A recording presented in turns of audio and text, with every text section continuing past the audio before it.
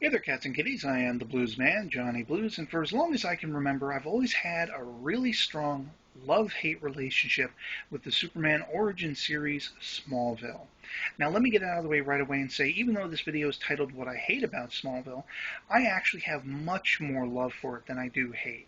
Everything from the playing around in that Superman mythology and making it its own, essentially, from caves in Smallville to Jor-El's visiting Smallville as a younger man to at the pinnacle, the relationship between Lex Luthor and his father Lionel, as portrayed by Michael Rosenbaum and John Glover, respectively, some of the most compelling and awesome TV and performances are from those two guys in the show, and I absolutely ate up every scene that they were in.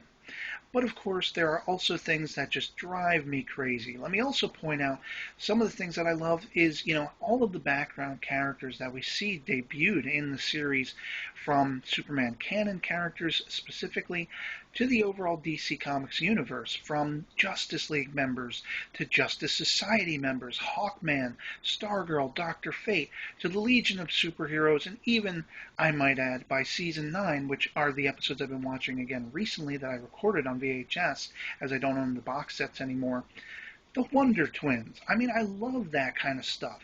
This is something that Smallville did so well. On the opposite side of the same coin, however, things really could annoy the hell out of me, like the overly ramping up of the soap opera style of drama. You'd have people manipulating each other, lying to each other. It was fascinating when it was Lex and Clark or Lex and Lionel. But once that sort of devolved into other characters doing this stuff, and characters like Chloe, characters like Lois, characters especially like Clark, who is the biggest travesty of the show in certain aspects, it just got redundant and annoying for me. And what you basically have at the end of the day is two characters will walk into a scene. They'll be facing each other. They'll be having a discussion. The discussion will come to a head, and one of the two characters will turn away. They will walk to the opposite side of the room. Facing away, they'll, continue their dialogue. And then when the conversation has a turning point, they will turn back around and they will come back together at some point. You see this a lot with Lex and Clark, but it happens even up to Season 9 with different characters. And the people who, like Clark and Chloe, backpedal every other word. Clark is talking about, in the earliest part of Season 9, how he's embraced his Kryptonian destiny. He's doing it for the greater good.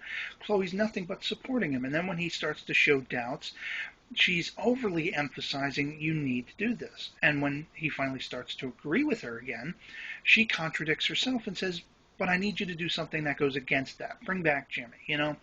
A lot of these characters always contradicted themselves, and it just got annoying. It's like, how are they still in a relationship, whether friendship, romantic, or whatever, if they live next door to each other? How has someone not moved away to want to get away from this person? I can only tolerate so far that these people are going to remain friends. And then, of course, you have Clark himself, who is sometimes absolutely incredibly stupid. By Season 9, he's still figuring out his powers. He's still making the same kinds of mistakes in how he's interacting with people and how he's hiding things. And, it's like walking down the same street every day and putting your foot in the same potholes, not looking at the road ahead. Oh, it just could get so annoying. And, Clark is the biggest offender on some occasions because how many, years did he spend basically obsessed with Lana? Couldn't go talk to her, and then he had Chloe throw herself at him, and he made nothing of that. And, once he got Lana, he then lost her again, and it just got really convoluted, twisty-turny, and mental. And so I'd love to hear from you guys in the comments below what you thought of Smallville. Do you have a love-hate relationship like I do with it? Do you think it was implicitly perfect? Otherwise, I'll catch you later. Peace.